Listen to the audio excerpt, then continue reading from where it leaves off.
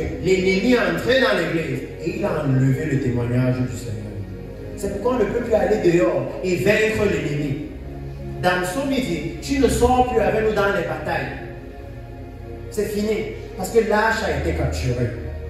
Il explique ici que l'Éternel devait venir là-bas et il devait établir un autel pour lui. Il devait avoir la visitation de Dieu. Et aujourd'hui, je veux qu'on commence à voir la visitation de Dieu dans un premier contexte. Parce que je vous ai dit, c'est un nom de ça, même ce que ça vient établir dans l'Église. C'est dans toute la Bible la visitation du Seigneur. Mais son rôle maintenant, la capacité de cette visitation à ramener le peuple au Seigneur. C'est ce que je veux d'abord qu'on amène. Alléluia.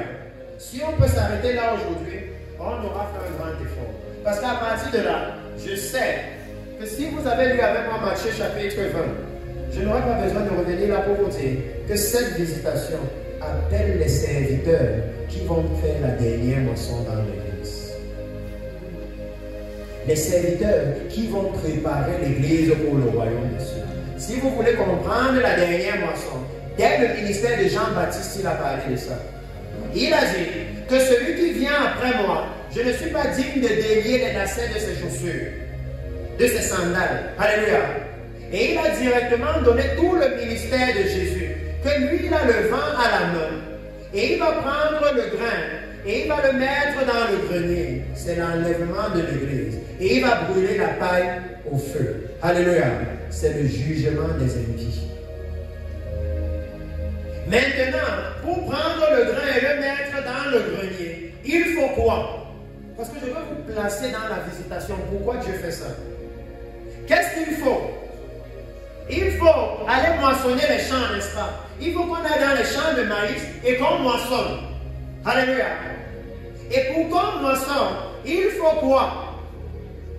Il faut des ouvriers, n'est-ce pas? Vous savez que quand le moment de la moisson, parce que souvent, quand on a déjà semé, on prend des ouvriers. C'est ce que les apôtres ont fait. Maintenant, pour entretenir le champ, on peut même dire non, c'est un ouvrier parti. On va garder 2-3 personnes qui vont couper les mauvaises herbes de temps en temps. Mais quand c'est le moment de la récolte, on prend encore beaucoup d'ouvriers, n'est-ce pas? C'est de ça qu'il est en train de parler. Et vous allez réaliser qu'avant la récolte, il faut automatiquement quelque chose. C'est pour ça qu'Agar pleurait. Il faut la pluie, n'est-ce pas? S'il n'y a pas la pluie, pas de récolte. La pluie, là, c'est ça la dernière visitation dans l'église. C'est pour ça que la Bible parle de la pluie de la première et de l'arrière-saison. La première pluie, c'était à la Pentecôte. Et vous avez vu comment à la Pentecôte, une prédication, 3000 âmes revenaient au Seigneur.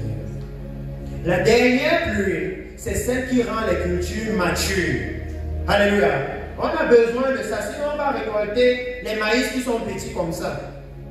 Quand ça tombe bien là, on sait que le maïs va avoir beaucoup d'eau. Et qu'à la fin, les maïs vont bien pousser, n'est-ce pas? On a besoin de la pluie là. C'est de ça que la Bible parle. C'est ça qu'il appelle la dernière visitation. C'est pourquoi avec les pasteurs ici, on leur a montré par la suite comment, dans plusieurs nations, dans des meetings chrétiens, un homme de Dieu dit, j'ai vu le ciel s'ouvrir ici et la pluie tomber. Même s'il y a le soleil comment, même si vous êtes en saison sèche, après qu'il dise ça, il se met à pleuvoir. Et dans certains meetings, les paralytiques se lèvent et se mettent à marcher. Les aveugles commencent à voir. Dans certains meetings, dans un meeting en particulier, les cristaux sont tombés du ciel. Les gens ont ramassé, ils ont gardé chez eux. Que Dieu est en train de tout faire pour convaincre l'Église de l'authenticité, de la véracité du royaume des cieux. La véracité. Je peux même dire que même Naomi me disait non, c'est ça que je veux qu'on vienne faire au Cameroun. Amener la même visitation. C'est pour ça que je fais ce travail. Parce qu'il y a des choses que mes yeux ont vues. Comme les apôtres disaient que non, ce n'est pas basé sur l'imaginaire. C'est basé sur que j'ai vu des choses que je ne pensais pas que c'était possible. Parce que moi, je ne pensais pas que c'est possible qu'un nuage quitte le ciel et vienne se mettre juste en haut de ma tête comme ça, jusqu'à ce que je vois ça avec mes yeux. Et que je dise que waouh, c'est vrai que la nuée de Dieu a marché avec Israël. Maintenant, je peux parler de ça sans imaginer, sans dire que j'ai seulement lu. Mes yeux ont vu. Je peux dire que c'est vrai que la nuée va venir nous prendre et nous emmener dans le royaume des cieux à l'enlèvement. Alléluia. C'est pour ça que je parle de ça à l'église. Regardons maintenant dans la Bible. Si nous comprenons que la visitation dans l'église qui a lieu maintenant, c'est la visitation du Seigneur lui-même. Il a promis qu'il allait venir visiter l'église. Regardons maintenant dans la Bible les conséquences de cette visitation, toujours dans le même contexte. Parce que vous avez dit que le contexte de l'église à la fin des temps, c'est l'apostasie, le sommeil spirituel et le réveil. Toujours dans le même contexte. Le rôle de cette visitation pour le réveil de l'église. Le livre de Ruth chapitre 1. Ruth chapitre 1. C'est là-bas que j'ai voulu commencer avant de voir les instructions elles-mêmes. Et lorsque j'ai parlé à l'église ici dimanche, je vous ai fait savoir que quand vous lisez la Bible, vous allez toujours voir Dieu nous référer au temps.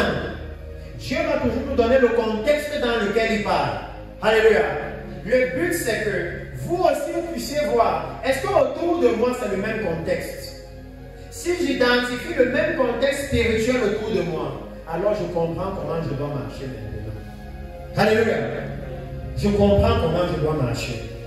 La Bible dit, Ruth chapitre 1, verset 1. Je ne sais pas si quelqu'un pouvait imaginer un jour qu'on allait ouvrir le livre de Ruth et parler de la venue du Messie là-bas.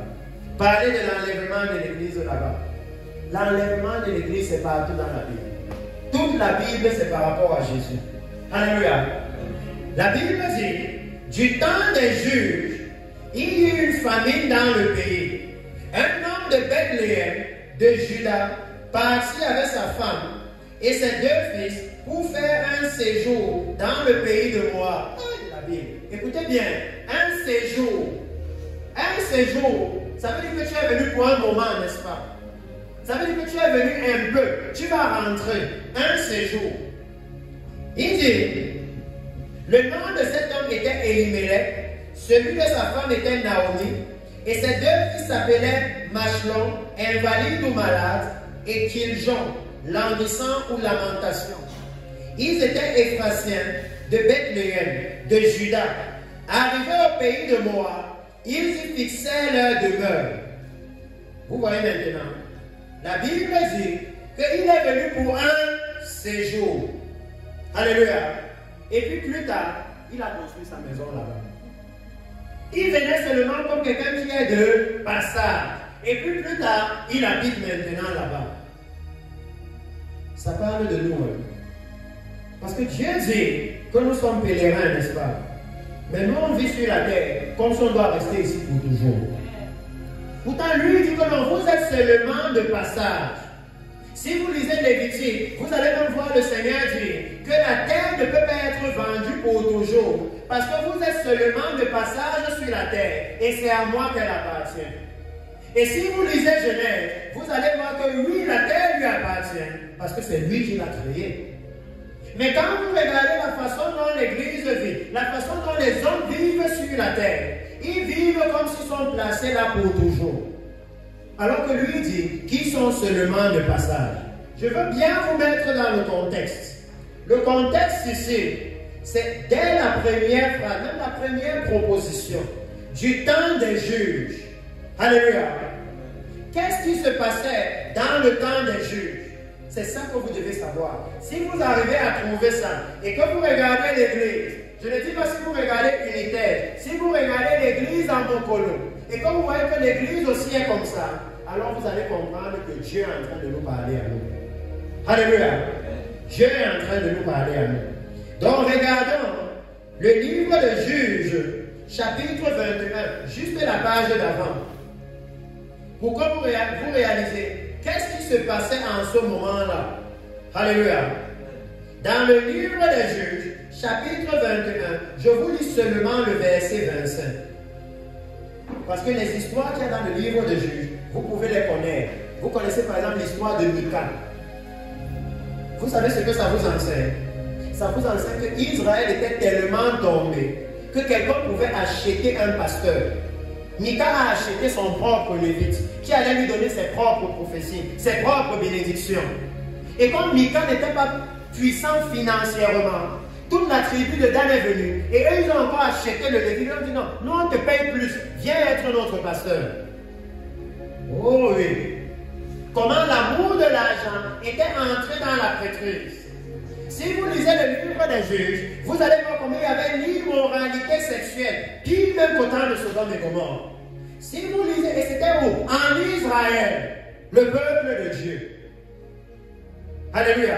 Si vous lisez le livre des Juges, vous allez voir comment il y avait tellement et tellement de péchés d'apostasie, au point où la Bible vous dit, au verset 24, qu'en ce temps-là, il n'y avait point de roi en Israël. Chacun faisait ce qui lui semblait bon.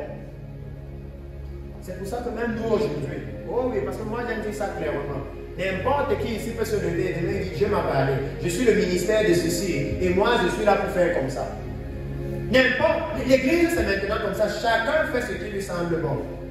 Parce qu'ils ont abandonné la parole. Ils n'ont plus la capacité de prendre la Bible et de dire non, un apôtre dans la Bible, c'est écrit dans 1 Corinthiens 12 que voici ses marques. Est-ce que tu as les marques là? Ils n'ont plus la capacité de prendre la Bible et de dire que voici ce que les prophètes de la Bible disaient. Toi qui viens nous dire que Dieu a dit que tu es prophète, est-ce que tu es comme ça? Non. Le Seigneur n'est plus le roi de l'église. Chacun fait maintenant ce qu'il veut. Si vous allez dans un autre endroit où chacun fait ce qu'il veut, vous savez où c'est? Ésaïe chapitre 53. On va vous dire que non, chacun suivait sa propre voie jusqu'à ce que Jésus vienne et qu'il aille à la croix. Alléluia. Parce que lui, il est venu nous montrer une seule voie, un seul chemin, le chemin pour le royaume des cieux. Mais quand vous allez écouter l'église à Mokolo maintenant, chaque église a son chemin et sa direction. C'est là où vous savez que oui, nous sommes comme dans le livre des Juges. Parce que chacun a son chemin et sa direction. Vous arrivez même à un niveau où il y a des pasteurs qui vont vous dire non, ici c'est par rapport à l'argent. Si vous voulez parler de la venue de Jésus ici, je vais vous montrer une église là où vous pouvez aller dire ça. Chacun suit sa direction. Il dit que c'était la même chose au temps des Juges. Et que quand c'était donc comme ça, quand il y avait le péché comme ça en Israël, la loi de Dieu disait quoi? Que lorsque vous allez pécher, lorsque vous allez désobéir à la parole de Dieu, il va envoyer la famine, n'est-ce pas? C'est là où vous commencez à comprendre le contexte du livre de Ruth. Pourquoi il y avait la famine? Pourquoi on vous dit que c'était pendant le temps des Juges? Pourquoi vous comprenez que c'était pendant le temps où il y avait le péché, où les gens vivaient comme ils voulaient, et que la conséquence de ça, c'est la famine. Alléluia. La conséquence de ça, c'est la famine qui s'est installée. Parce que Dieu a des lois qui sont strictes et claires. Même dans l'église, c'est pareil. L'église, c'est le lieu où Dieu a les regards constamment. La même chose qu'il avait dit à Israël. Lorsque l'église commence à vivre dans le péché, il fait ce qu'on a vu tout à l'heure. Ils deviennent aveugles. Ils ne comprennent plus la Bible. Parce que la nourriture de l'église, c'est quoi? C'est la parole de Dieu. Alléluia. C'est la parole de Dieu. Ils ne peuvent plus se nourrir. Et quand ils ne peuvent plus se nourrir, c'est la même chose. La vie physique nous enseigne. De la même façon que quand nous regardons, on vous dit à la famille en Tanzanie, en Somalie, qu'est-ce qu'on vous montre? On vous montre les enfants qui sont minces, n'est-ce pas? Il a 10 ans, il n'arrive pas à manger parce qu'il n'a pas assez mangé. C'est la même chose spirituellement. Quand il n'y a pas la nourriture spirituelle, les chrétiens ne deviennent jamais matures. Non, ils restent bébés, bébés, bébés, bébés. Et le problème, c'est que Jésus vient chercher une église mature. C'est le rôle de la dernière pluie. Parce qu'ici, il va dire, quand vous avez vu le contexte maintenant du livre de Ruth, nous pouvons repartir dans Ruth. Et vous voyez maintenant que c'est à cause du péché en Israël qu'ils ont dû quitter et aller de l'autre côté. Et que quand ils sont allés là-bas, ils sont venus comme pour quelques jours, dans un petit séjour, et finalement ils se sont installés. Mais le problème c'est quoi? C'est que si vous lisez le livre de Jérémie, vous allez voir le prophète Jérémie dire que chaque nation marche au nom de son Dieu. Donc ils ont préféré aller à Moab, qui adorait un autre Dieu, à cause de la famine spirituelle qui était installée en Israël. Aujourd'hui, nous vivons les mêmes choses dans l'église. Beaucoup de personnes quittent l'église parce qu'ils disent que non, ce qu'on fait là-bas, c'est tout ça. Alléluia. Beaucoup de personnes. C'est les mêmes choses. La Bible se reproduit. Et ils retournent dans le monde. Et ils disent que non, les gens dans le monde sont même mieux. Dans l'église, ils sont trop mauvais. Aujourd'hui, c'est la même chose qui s'est produite ici. La même chose. Mais regardez ce qui s'est passé. La Bible nous dit que Elimelech, le mari de Naomi, mourut, il restait avec ses deux fils. Il prit les femmes moabites, dont l'une se nommait Orpa et l'autre Ruth. Et ils habitaient là environ 10 ans. Quelqu'un qui était venu pour un séjour. 10 ans déjà. Un séjour de 10 ans. Il y a beaucoup d'enseignements ici. Vous vous souvenez comment dans le livre de Genèse, Abraham va dire à Lot, choisis là où tu veux aller. Si tu pars à gauche, moi je pars à droite. C'est ce qu'Abraham va dire à Lot, n'est-ce pas? La Bible va dire que Lot a regardé vers le côté de Sodome. Il a vu que c'était comme un jardin de Dieu. Alléluia. Et il va aller habiter à côté de Sodome. À côté, la Bible vous dit à côté. Mais le moment où Dieu vient juger Sodome, Lot habite où? Dans Sodome et Gomorrhe. Il est seulement venu à côté.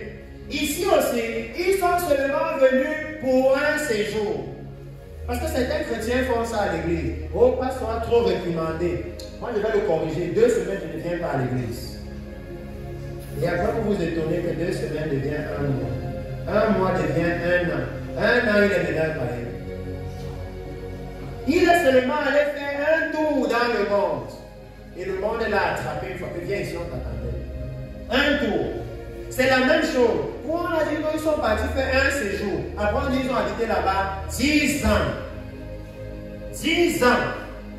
Ils ne sont plus retournés à Jérusalem. Ils ne sont plus retournés au seul endroit sur toute la terre, là où on adorait l'Éternel. Ils sont restés à Moab, là où on adorait les dieux païens, pendant 10 ans. Et regardez maintenant ce que la Bible dit. Puis, verset 6, puis elle se leva, elle et ses belles-filles, afin de quitter Moab, car elle a pris du pays de Moab que l'Éternel avait visité son peuple. Alléluia. Pendant 10 ans, quelles que soient les nouvelles qu'elle apprenait de Jérusalem, elle restait à Moab. Mais quand elle a compris que hey, Dieu est en train de visiter l'église, elle a dit non, non, non, non, non. Maintenant, c'est le moment de quitter le monde et de retourner à l'église. Dieu lui-même est revenu. Lorsqu'elle a appris que l'Éternel a visité Moab, elle a dit non, non, non, il faut retourner. Si le Seigneur est revenu, il faut retourner. Et regardez ce que la visitation a amené. La Bible dit, l'Éternel avait visité son peuple et lui avait donné du pain. Alléluia. Ça veut dire que la famine qu'il y avait était finie. Elle a compris que maintenant on peut retourner. Alléluia. Maintenant on peut retourner. Que la visitation du Seigneur dans l'église, quand elle entre dans l'église, quand les chrétiens réalisent que Dieu est en train de visiter et qu'ils prennent la visitation là pour eux. Je vous ai dit, on n'a pas le temps, je suis obligé de le compresser. Parce que si on avait le temps, je vous amènerais dans Nombre ou dans Exode, où vous auriez vu que quand la nuée de Dieu visitait, quand elle repartait, qu'est-ce qui restait? La manne. C'est ça qui les a nourris dans le désert. Alléluia. Et avec la manne, il y avait maintenant les instructions sur comment est-ce qu'il fallait nourrir les familles. Tout est dans la Bible. Que quand la nuée vient, elle vient avec la manne.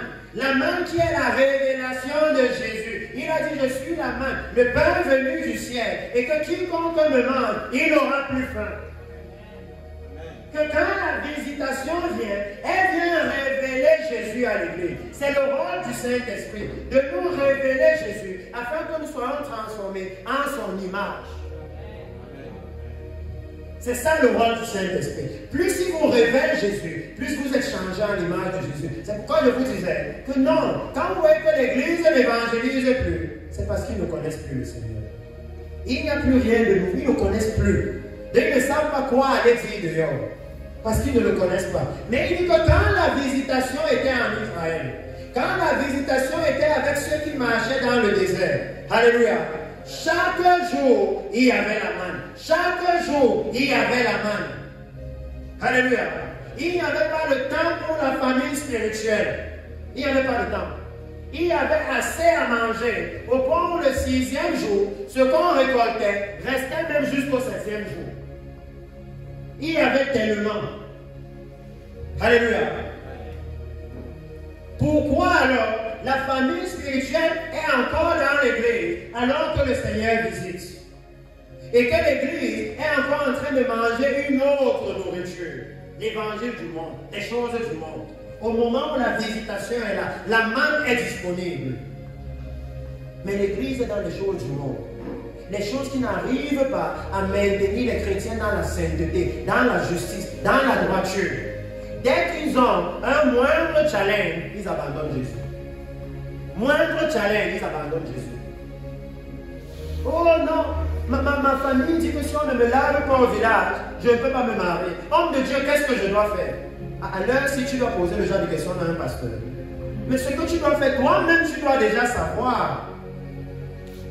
Jésus est à la porte.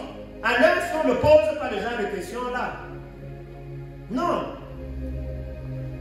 À l'heure-ci, l'église doit être mature. Elle doit être en train de se nourrir du pain du ciel directement.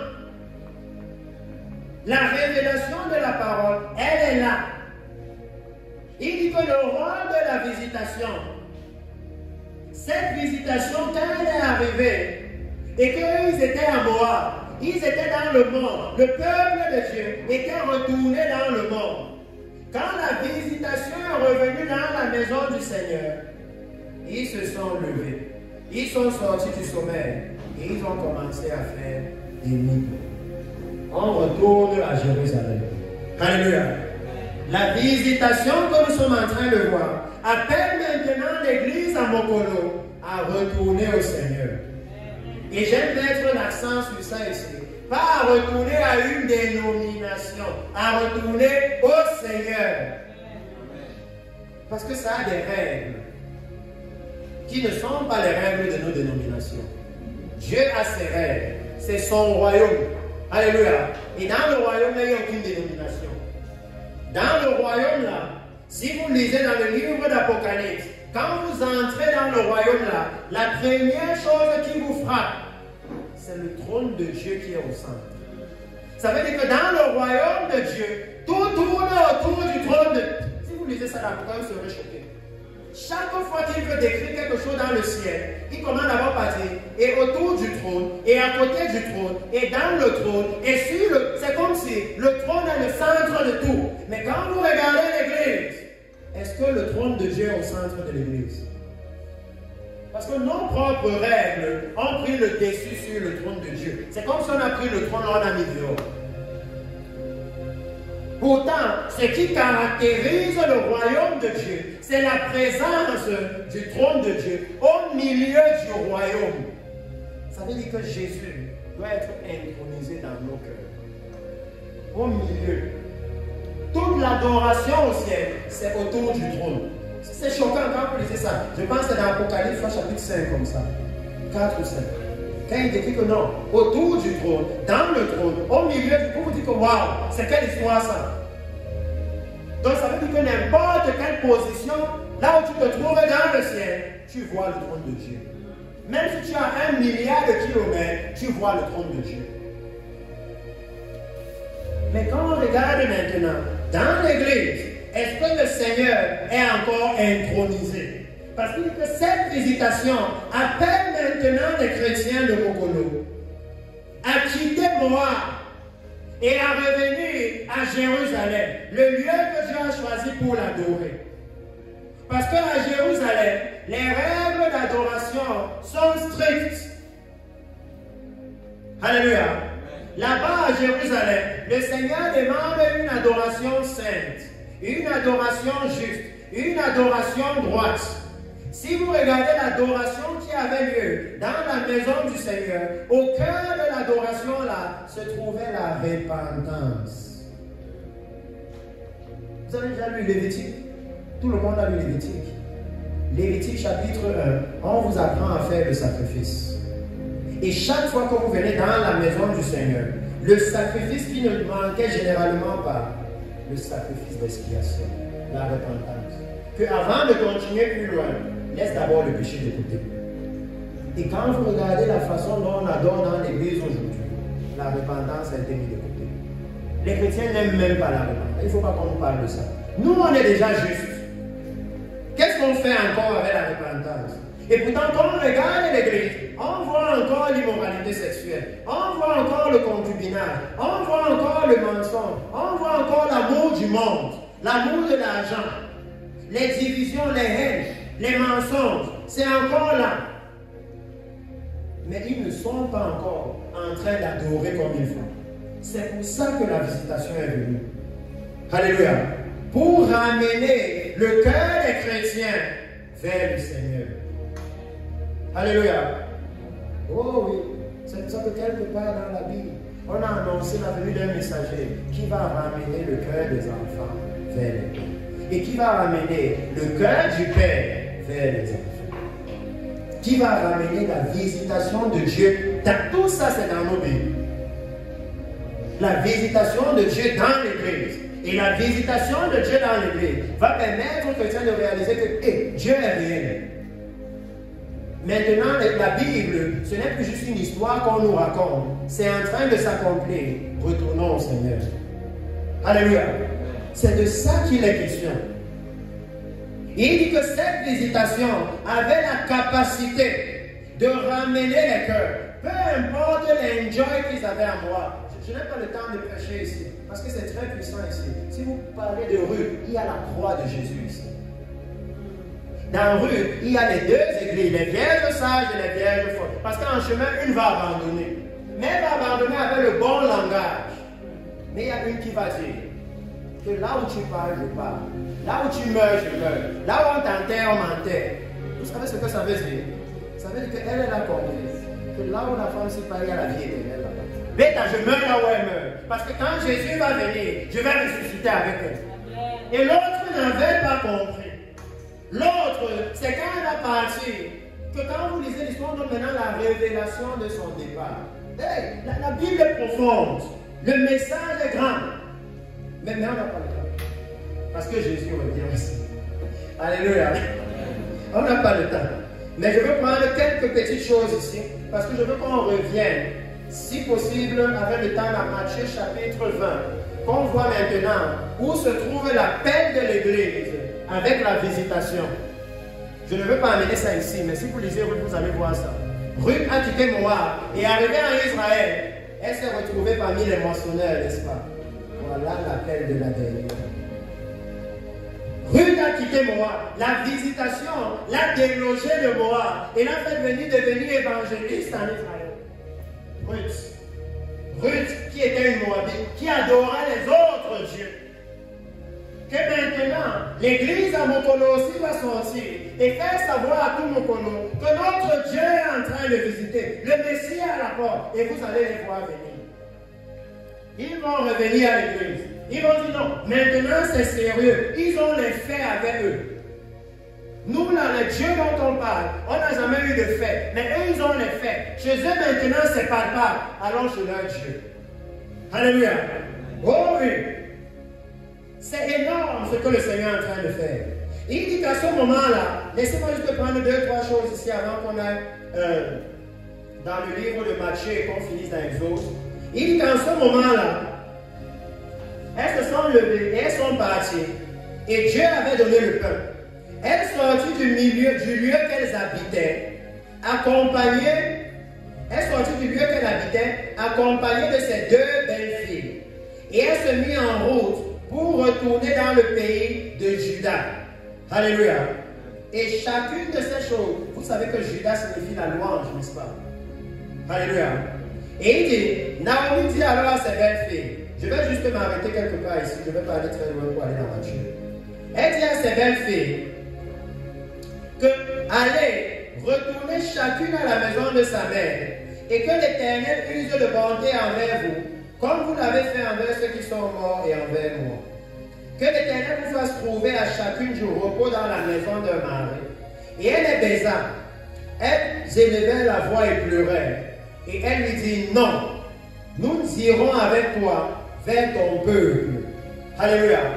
À ce moment, elles sont encore étrangères. Elles disent que non, ça c'est ton peuple, ce n'est pas notre peuple. Et puis il dit, Naomi va continuer de parler. Naomi dit, retournez mes filles, pourquoi viendriez-vous avec moi? Ai-je encore dans mon sein des fils qui puissent devenir vos maris? Retournez mes filles, allez, je suis trop vieille pour me remarier. Et quand je dirai j'ai de l'espérance, quand cette nuit même je serai avec un mari et que j'enfanterai des fils, attendriez-vous pour cela qu'ils eussent grandi? Refuserez-vous pour cela de vous marier? Non mes filles, car à cause de vous, je suis dans une grande affliction de ce que la main de l'Éternel s'est étendue contre moi. Quand vous arrivez à ce niveau, papa maintenant dit que ok, moi je suis convaincu, je ne continue pas.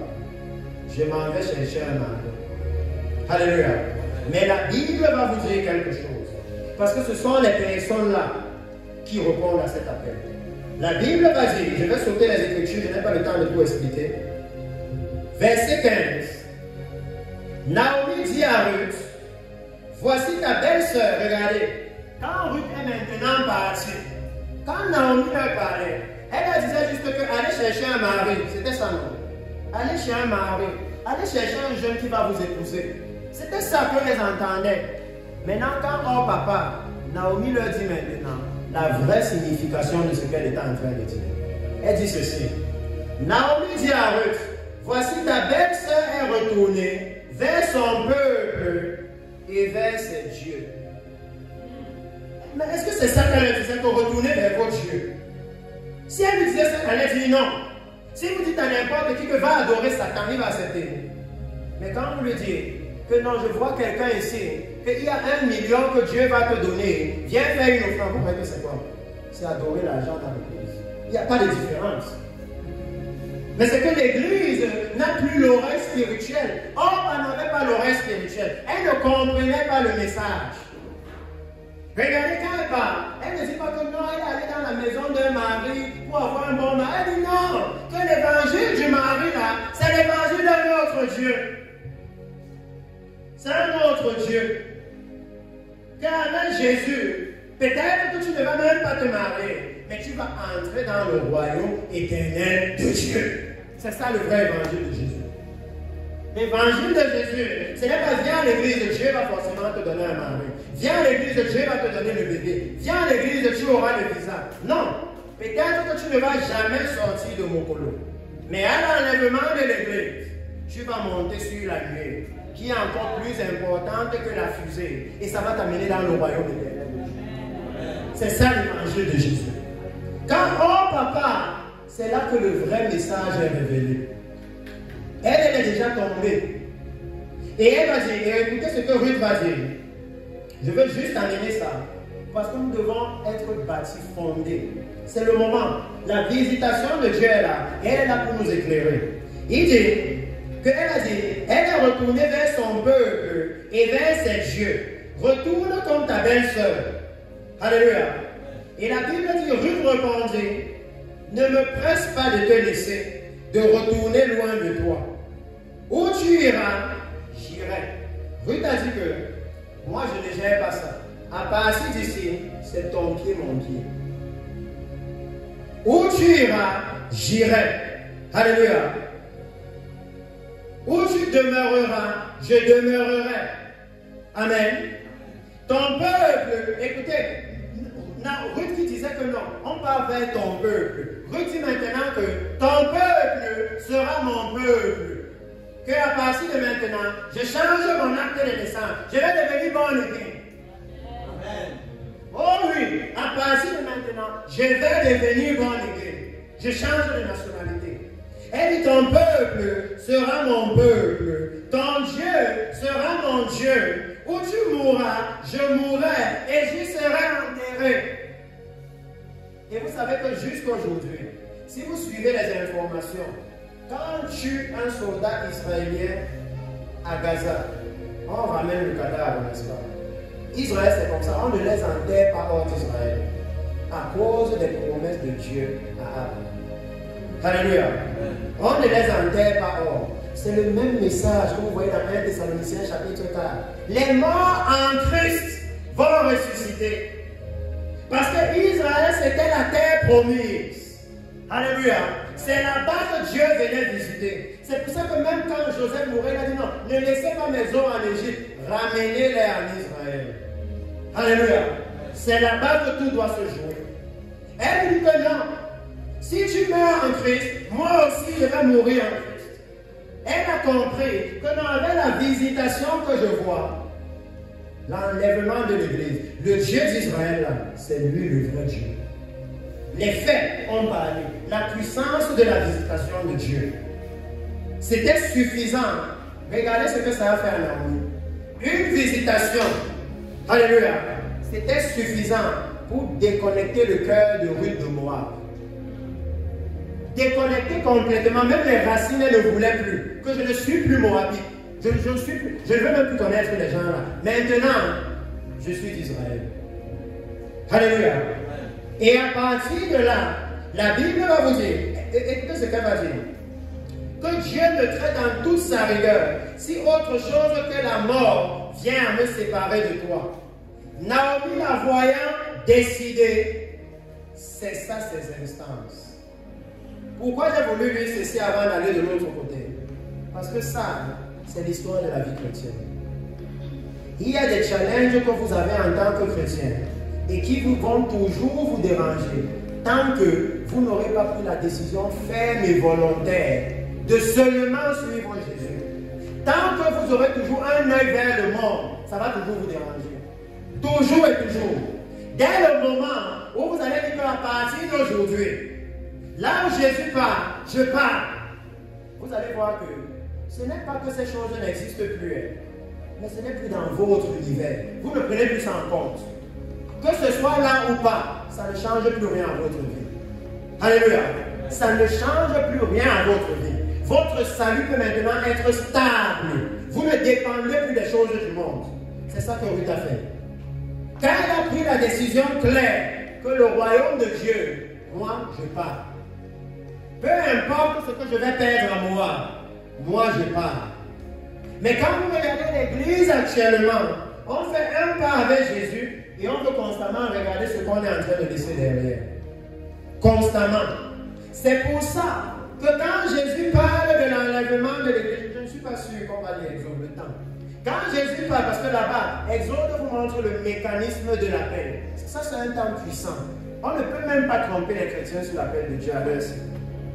Vous voyez dans la Bible le mécanisme de l'appel. Vous voyez comment c'est Dieu qui met le fardeau dans le cœur. Donc quand les gens vont venir de doigt et vous disent c'est mince, vous allez voir que non, il n'y a pas de fardeau.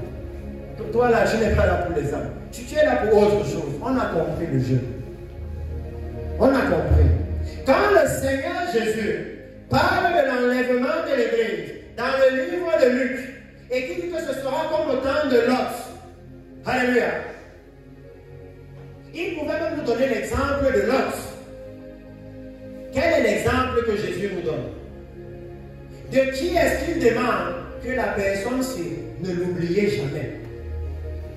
Jésus dit, souvenez-vous de la femme de Lot. La femme de Lot est un peu comme Orpa. C'est quelqu'un qui a eu une opportunité unique d'être sauvé et qui a jeté ça à la poubelle. Unique. C'est vrai, vous avez dit, non, le message aussi, c'est énorme. Quand il y a la visitation de Dieu, que ça entre dans vos cœurs. Les révélations de la Bible, c'est non-stop. Ça coule. La femme de Lot a mangé avec les anges dans sa maison. Il fallait que Dieu fasse encore quoi? Elle a vu les anges protéger Lot de la furie de tout Sodome et Gomorrhe. Alléluia. La Bible dit que son mari c'était un prédicateur de justice. Il fallait encore quoi pour qu'elle entre au ciel? Qu'est-ce qu'il fallait? Mais le problème, c'est que Sodome et Gomorrhe étaient dans le cœur de la femme de Lot. Donc même quand on marchait maintenant, que marche seulement, parce que c'est ça que Ruth est en train de dire ici. Que non, moi, je ne veux même pas regarder ce que je suis en train de laisser à Moab. Moab, là, c'est mort pour moi. C'est pourquoi le Dieu a dit ici, il y a la croix. Quand Ruth a décidé de marcher avec Naomi, elle a crucifié son ancienne personne. Que Moab et moi, c'est fini. Combien de chrétiens maintenant ont déjà abandonné le monde? On veut tenir le royaume de Dieu avec une main et le monde avec l'autre main. On veut chercher le juste milieu. Il n'y a pas de milieu dedans. Parce que la Bible dit que si tu commets un péché, c'est comme si tu as commis tous les péchés. Donc il n'y a pas de milieu dedans. Ou nous marchons avec le Seigneur, ou nous sommes de l'autre côté. Alléluia. La femme de l'autre a eu une opportunité unique. Elle était même encore mieux que Ruth. Mais elle a décidé de regarder en arrière. Elle a regretté un moment le salut qui lui était proposé. Combien de chrétiens aujourd'hui regrettent le salut? Vous savez, souvent quand c'est chaud, tu n'as même pas 5 francs sur toi. Tu commences à te souvenir que, ouais, là maintenant je partais au carrefour, là je trompais quelqu'un, j'avais même 5 000. Combien de chrétiens, de femmes chrétiennes, quand c'est chaud, midi est arrivé, n'a encore rien mangé. Elle se souvient que pasteur, si pasteur n'avait pas dit que non, le péché est mauvais, j'appelais, je bipais Paul là maintenant, 5 000 tombés. Mais pasteur a dit que même le bip là, de l'homme qui te convoite là, c'est le péché. Elle se souvient de ça, elle dit, ouais, l'église là, vraiment, dimanche prochain, il peut manger ça. Oh oui, le salut a les règles, il y a un fonctionnement avec. Il y a un fonctionnement. La femme de l'autre, elle n'a pas fait un pas en arrière. Elle a seulement tourné la tête. C'est fini. Le salut a les règles. Alléluia. Donc cette visitation, elle vient pour nous ramener au Seigneur. Elle vient pour amener dans l'église la repentance, le dépouillement, l'abandon du monde. Parce qu'elle vient affirmer et confirmer à l'église que oui, c'est certain. La parole de Dieu est vraie. Et Jésus va revenir chercher une église sainte, sans tache mérite. La preuve, à l'enlèvement de l'église, la nuée de Dieu est impliquée. La Bible dit, et nous serons enlevés à la rencontre du Seigneur sur des nuées. Alléluia. Il n'y a pas de meilleur moyen pour Dieu de nous confirmer que oui, l'affaire de l'enlèvement là, je vais le faire. Alléluia.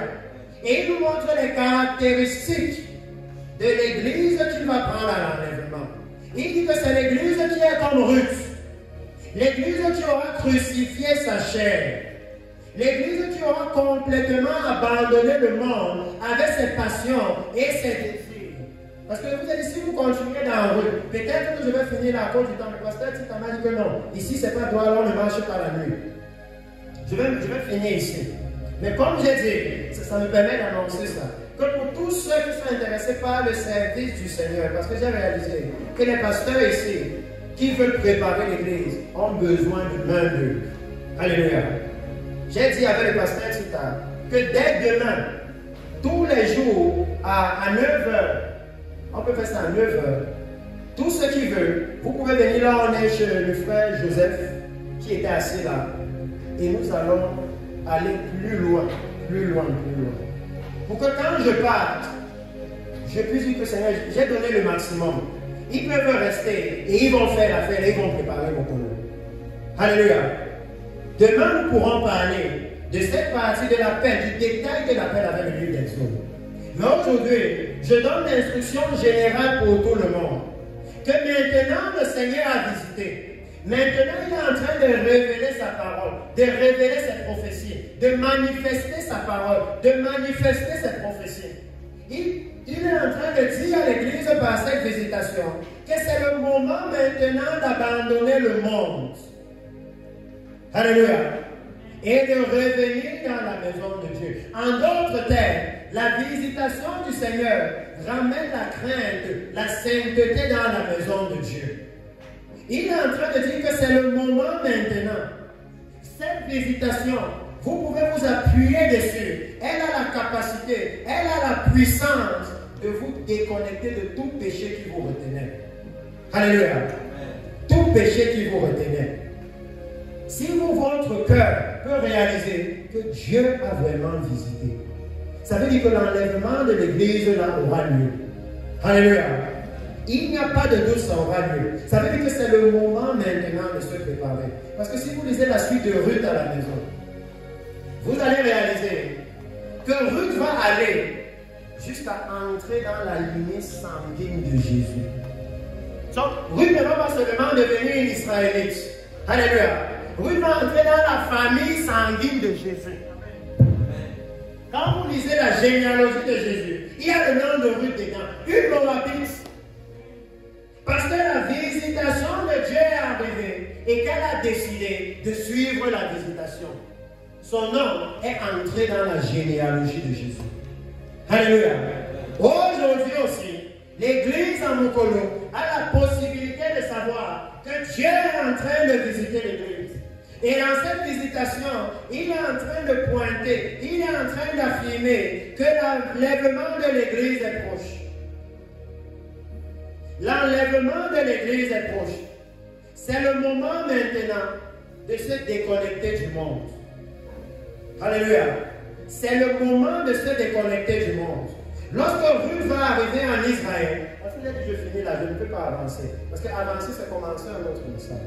Lorsqu'elle va arriver en Israël, elle va demander à Boaz, comment j'ai trouvé faveur auprès de toi? Comment ça se fait que je suis venu et tu m'as même pris parmi les serviteurs? Alléluia. Et Boaz va lui dire que non, toi tu as été différente. Tu pouvais chercher n'importe quel jeune homme là dehors et te marier. Mais j'ai appris comment tu as quitté ton pays. Et tu es venu, voilà l'église que Jésus va prendre. Selon, il aura le témoignage de comment ils ont abandonné le monde avec ses passions et ses désirs pour entrer dans le royaume éternel de Dieu. Il dit que non, cela, le témoignage, là, quand Jésus entend ça, il dit non, toi tu es la personne, je te prends avec moi. Alléluia. Il y a beaucoup à apprendre ici. Si vous lisez le livre de Ruth, vous allez voir la protection spéciale que Dieu offre aux serviteurs de Dieu. À ceux qui servent dans la justice et la sainteté. La protection spéciale qu'il offre à ceux qui moissonnent l'église de la dernière heure. Parce que Ruth va arriver au moment de la moisson. J'amène aussi ce message ici à Mokolo au moment de la dernière moisson. J'ai partagé avec les pasteurs et avec les frères de l'église évangélique hier le temps dans lequel nous sommes. La guerre en Israël est en train de pousser le monde vers la venue de l'Antéchrist. La Bible dit dans Romains qu'après l'enlèvement de l'église, quand le dernier païen va entrer, quand le nombre complet des païens va entrer au ciel, Dieu va se tourner vers Israël. Alléluia. Le nombre total des païens là entre comment? C'est nous qui devons aller les évangéliser. C'est nous qui devons aller les moissonner. Alléluia. Voici l'heure de la dernière moisson. La visitation est là. Alléluia. Elle est là pour faciliter les choses à l'église. Il y a tellement de choses, on n'a pas le temps. Parce que même Naomi, elle n'a pas eu besoin de leur prêcher quelque chose de particulier. C'est là où vous voyez la puissance du réveil de l'église. Quand Naomi s'est levée pour partir, les païens l'ont suivi. Mais s'ils voient l'église commencer à marcher dans la sainteté, devenir sérieux avec Dieu, ils vont suivre l'église seule. Mais puisqu'ils voient que les gens se disent que leur Dieu est saint, mais de temps en temps ils sont dans le péché avec nous, ils disent ah, ce n'est pas sérieux. Quand ils ont vu Naomi se lever pour retourner à Moab, Naomi n'a pas eu besoin de les évangéliser. En route, Naomi les a même découragés. Alléluia. Mais parce qu'ils ont vu que, mais, donc toi tu veux entrer dans le royaume des cieux et tu veux que nous on reste derrière. Non, on va seulement te suivre. C'est ce que vous dites. Que non, je vais seulement te suivre. Que Dieu est en train de visiter là-bas. Toi-même tu pars là-bas et tu veux que moi je reste ici. C'est ça le problème qu'on a dans l'église maintenant. Nous parlons aux gens du royaume de ceux qui est saint. Mais quand ils nous regardent, ils ne voient pas que nous, on est en train d'aller là-bas. Pourquoi on veut qu'eux, ils aillent? S'ils nous voient seulement aller, je prends souvent cet exemple, comme je termine.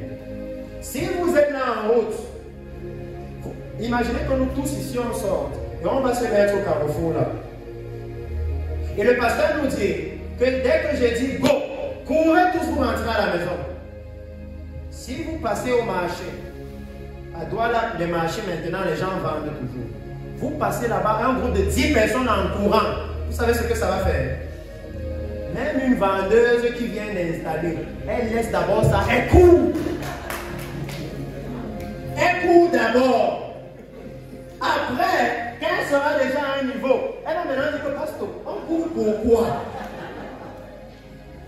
Elle ne va pas d'abord chercher à savoir quel est le problème.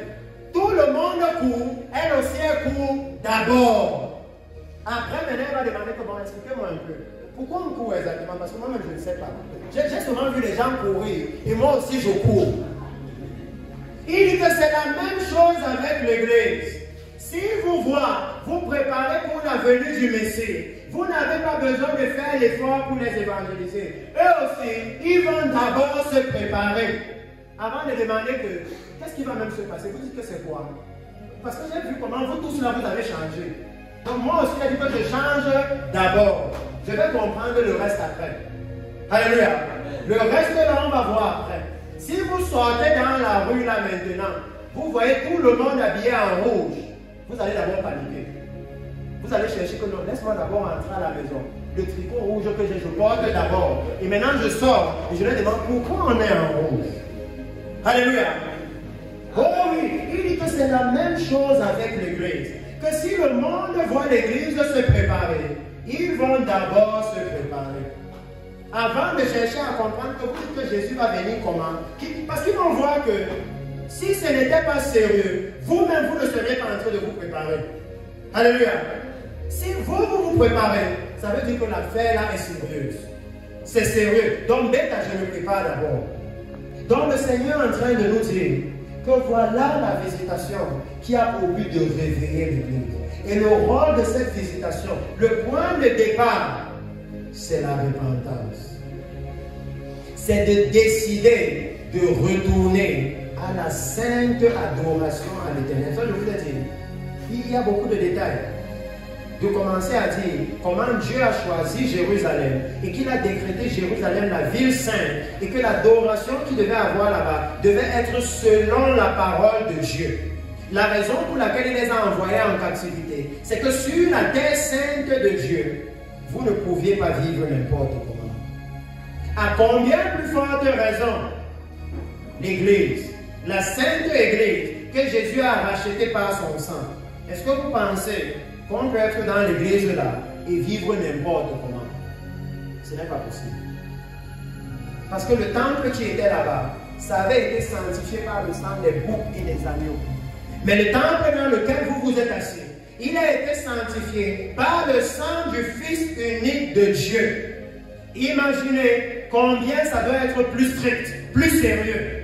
Là-bas, c'est un agneau qui est mort. Ici, c'est le Fils unique de Dieu qui est mort. On ne peut pas le remplacer. L'agneau là, on peut trouver un autre, on remplace. Alléluia. Mais le Fils de Dieu, on ne peut pas remplacer. Donc le Seigneur demande que maintenant nous puissions aussi nous lever. Que nous puissions volontairement nous lever comme Orpa. Que nous puissions volontairement nous lever comme Naomi, comme Ruth. Et que quand l'Église va comme Naomi, décider de retourner à la sainteté de Dieu. Alléluia. Décider de retourner en Christ. Parce que la Bible dit que Christ a été fait pour nous justice, sainteté. Décider de retourner à la justice de Dieu. Alors nous allons voir le réveil commencer. Même ceux qui sont dehors vont prendre conscience qu'il y a quelque chose qui se passe dans l'Église. Alléluia. Ils vont dire non, les gens là sont devenus sérieux. Ils ne blaguent plus avec leur Dieu. Maintenant, ils adorent Dieu de tout leur cœur. Maintenant, leur façon de vivre a changé. Il y a la sainteté dans leur vie. Et quand la sainteté est dans notre vie, ne vous inquiétez pas. Rien que votre vie convainc les autres de pécher. Vous n'avez pas besoin de prêcher. Non. Quand vous arrivez au lieu de service, les gens parlent des magouilles, des choses comme ça. Vous n'avez pas besoin de leur dire donnez vos vies à Jésus. Rien que le fait que vous n'êtes jamais intéressé par ça, ça commence à parler à leur cœur. Que le monsieur, s'il est bizarre, lui, il est trop différent. Comment lui il fait pour ne jamais être intéressé? C'est comme ça qu'il commence à venir au Seigneur. Alléluia. Parce qu'il y a certains qui sont là, qui ont soif de la justice, qui veulent aussi mener des vies saines. Mais ils ne voient plus de modèle. Ils ne voient plus personne qui peut leur tenir la main. Donc pour finir, je souhaiterais, Monsieur Peuple du Seigneur, que nous puissions nous lever et parler au Seigneur. Si nous avons réalisé qu'il y a une visitation à cette heure-ci dans l'église, que nous puissions nous lever et que nous demandions au Seigneur de venir établir cette visitation dans nos cœurs. Que nous demandions au Seigneur qu'en sortant d'ici aujourd'hui, que nous ne partions pas sans sa visitation, qu'il nous visite personnellement. Parce que l'impact de la visitation de Dieu, la puissance de la visitation de Dieu, la capacité de la visitation de Dieu, nous venons de voir. Alléluia. Nous venons de voir que la visitation de Dieu, lorsque nous avons entendu parler, lorsque nous l'avons vu, il suffit maintenant de décider. On peut décider ici qu'à partir d'aujourd'hui, je ne veux plus m'habiller de façon immorale. Et le Saint-Esprit va vous aider. Il va vous donner la capacité, il va vous donner la force. Parce que quand Ruth a décidé, la Bible dit que Naomi a cessé cette instance. Alléluia. Si nous aussi on décide, alléluia, le Seigneur est capable de faire pareil. Donc parlons au Seigneur. Puissant Père, Seigneur, je veux te bénir ce soir. Je veux te rendre grâce. Je veux